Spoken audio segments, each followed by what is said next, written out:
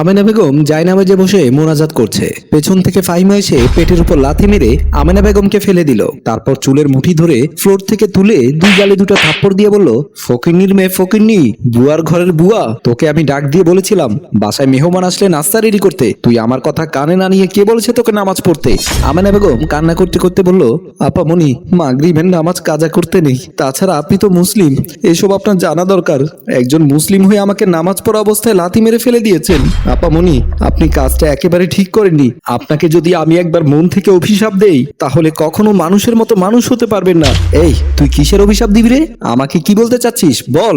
আমার বাসায় মেহমান এসেছে, আমি তোকে নাস্তা রেডি করতে বলেছি, আর তুই আমাকে বলছিস আমাকে অভিশাপ দিবি? এই, তোর সাহস কি করে হলো অভিশাপের কথা মুখে আনতে? তুই কি ভুলে গিয়েছিস 6 মাস আগে হাত পা ধরে আমার বাসায় চাকরি নিয়েছিস? যদি তুই ভুলে যাস তাহলে আমি গরম খুন্তি নিয়ে আসছি, কানের ভেতর ঢুকিয়ে দিলে তখন সব কিছু মনে থাকবে।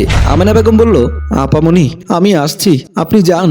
আর হ্যাঁ, আজকের পর থেকে আপনাকে আমি আপনার মাথা গরম হয়ে মতো কিচ্ছু বলবো না। 5 মিনিটের ভিতরে নাস্তা পানি রেডি করে টেবিলে নিয়ে আয়, যেন আর কিছু বলতে না হয়। এই বলে ফাহিমা চলে গেল।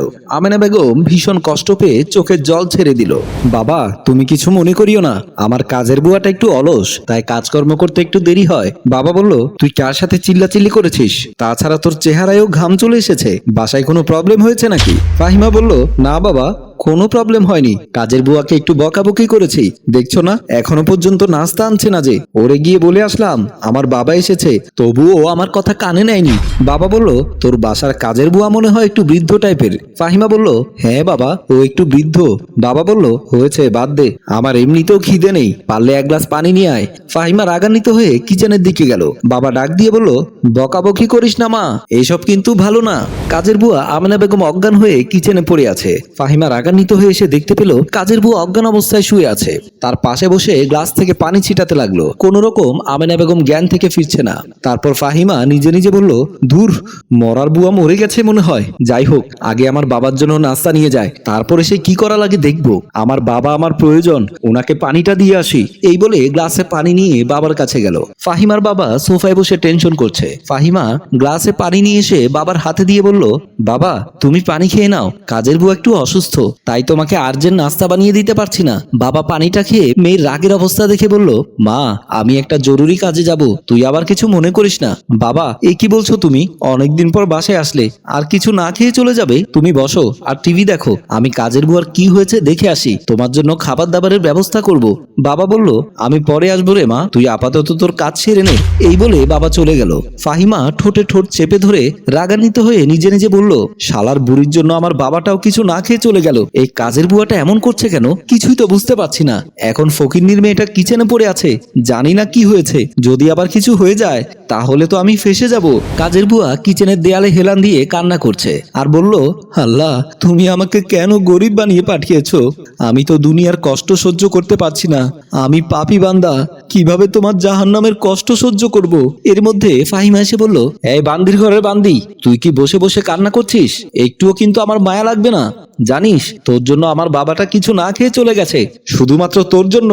তুই অবহেলা করে আমার বাবাকে কোনো নাস্তা পানি দিসনি, আর চিল্লাচিল্লিগুলো উনি শুনেছেন। আপামনি, আমি কি করতাম বলেন? আমি তো ইচ্ছাকৃতভাবে এখানে পড়েছিলাম না, মনে হয় আমার প্রেশার লো হয়ে গেছে তাই পড়ে গেছি, তাছাড়া আপনার কাছে প্রেশারের ওষুধ নেই। ফাহিমা বলল, এত কিছু আমি জানি না, যা তাড়াতাড়ি গিয়ে তোর বিছানায় শুয়ে পড়। আর আমার ননদ পড়াশোনা নিয়ে এত ব্যস্ত থাকে, একটা মেহমান আসলেও সামলাতে পারছি না এতগুলো মানুষ থাকতে। কাজের বুয়া ফাহিমা বলল, আপামনি আপনি কষ্ট করে আমার হাত ধরে তোলেন, তারপর আস্তে আস্তে আমি আমার রুমে চলে যাব। ফাহিমা কাজের বুয়ার হাত ধরে ফ্লোর থেকে তুলে তার রুমে নিয়ে গেল। ননদ টেবিলে বসে পড়ছে, সামনে এক্সাম। ফাহিমা এসে বলল, শুধু পড়াশোনা নিয়ে ব্যস্ত থাকলে হবে না, মাঝে মধ্যে বাসার কাজকর্মগুলো একটু দেখতে হবে। ননদ বলল, আমার কষ্ট করা না লাগে মতো কাজের বুয়া নিয়ে এসেছি বাসায়, এর ভেতরে আমি কেন বাসার কাজ করব? তাছাড়া তুমি জানো না সামনে আমার এক্সাম। ফাহিমা মুখ ভেঙচি দিয়ে বলল, বাহ, তুমি পড়াশোনা করে ব্যারিস্টার হয়ে যাবে, এত সহজ নয় ব্যারিস্টার হওয়া। এই বলে চলে গেল। তারপর ননদ নিজে নিজে বলল, তুমি যে মানুষকে মানুষ মনে করো না, সময় হলে একদিন টের পাবে মানুষের বদদোয়া কত দ্রুত কাজ করে। এই বলে পড়ছে। বেশ কিছুদিন পর ফাহিমা বিছানায় শুয়ে আছে, হঠাৎ বাথরুমে যাবে, তাই ঘুম থেকে উঠে বসে। তার অনুভব হলো বাম পায়ে প্রচুর ব্যথা, তবু আস্তে আস্তে উঠে বসলো। তারপর শাড়িটা আস্তে আস্তে উপরে তুললো। পুরো পায়ে দেখতে পেল কালো কালো ফোস্কা হয়ে গেছে। এর ব্যথায় তার স্বামী ও ননদকে ডাক দিল, কিন্তু কেউ আসলো না। ছুটে আসলো কাজের বউ আমেনা। তারপর বলল, কি হয়েছে আপামনি, আপনার পায়ের এই অবস্থা কেন? ফাহিমা কান্না করতে করতে বলল, আমি জানি না, আমার মনে হচ্ছে এখন আমি মরে যাব। সাথে সাথে ননদ ও তার স্বামী জোবান আসলো। জোবান ফাহিমাকে বলল, কি হয়েছে, তোমার এই অবস্থা কেন? এইভাবে বাচ্চাদের মতো কান্না করছো যে? ননদ চুপচাপ দাঁড়িয়ে আছে।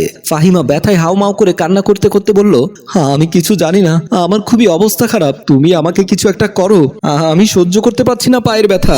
জোবান বলল, কি করে হলো তোমার এই অবস্থা, আমাকে একটু বলো, তাছাড়া তুমি তো রাতেও ভালো ছিলে। ননদ বলল, এটা বাম্পা না? জোবান বলল, হ্যাঁ। ননদ বলল, এখন বুঝতে পেরেছি কেন এই অবস্থা হয়েছে। ভাবি, তুমি তাড়াতাড়ি আমাদের আমেনা খালা থেকে ক্ষমা চেয়ে নাও, আমার জানা মতে এইসবের ওষুধ হচ্ছে আমেনা খালা। জোবান বলল, আমার মাথায় তো কিছু আসছে না। ননদ বলল, মাথায় আসবে না, কিন্তু আমি মনে করিয়ে দেই, ওই দিন যে তোমার বাবা এসেছিল সেদিন আমেনা খালা নামাজ পড়ছিল, আর ভাবি রাগান্বিত হয়ে আমেনা খালা নামাজ পড়া অবস্থায় পিঠের উপর লাথি মেরে আমেনা খালাকে ফ্লোরে ফেলে দেয়। আর আমার যতটুকু ধারণা, আমেনা খালার বদদোয়া পড়েছে ভাবির উপরে, তাই এই অবস্থা হয়েছে। ফাহিমা বলল, হ্যাঁ, আমি ওই কাজটা করেছি, কিন্তু তুমি কি করে দেখলে? ননদ বলল, তোমাদের চিল্লাচিল্লি দেখে আমি পড়ার টেবিল থেকে উঠে এসে দেখলাম তোমাদের অবস্থা, আর তোমার রাগ দেখে আর কিছু বলিনি তোমাকে। জোবান ফাহিমাকে বলল, বিরাট অন্যায় করেছো, এখনই ওনার কাছ থেকে ক্ষমা চাও। তুমি ওনার গায়ে লাথি দেবে সেটা আমি কখনো কল্পনা করিনি। ফাহিমা, মানুষকে মানুষ মনে করো, মানুষকে পশু মনে করো না, পশুও তো এভাবে অত্যাচার করে না। ফাহিমা নিজের ভুল বুঝতে পেরে কাজের বুয়ার হাত ধরে কান্না করতে করতে ক্ষমা চাইলো, আর বলল, খালা, আমাকে ক্ষমা করে দেন, আমি বিরাট অন্যায় করেছি আপনার সাথে, যা ক্ষমা পাওয়ার মতো নয়, প্লিজ, আমার ভীষণ কষ্ট হচ্ছে। আমেনা বলল, আচ্ছা ঠিক আছে সাহেব, আপনি ঔষধ নিয়ে আসুন, হয়তো একটু ব্যথা কমে যাবে। জোবান বলল, আচ্ছা ঠিক আছে। এই বলে জোবান ওষুধের জন্য গেল।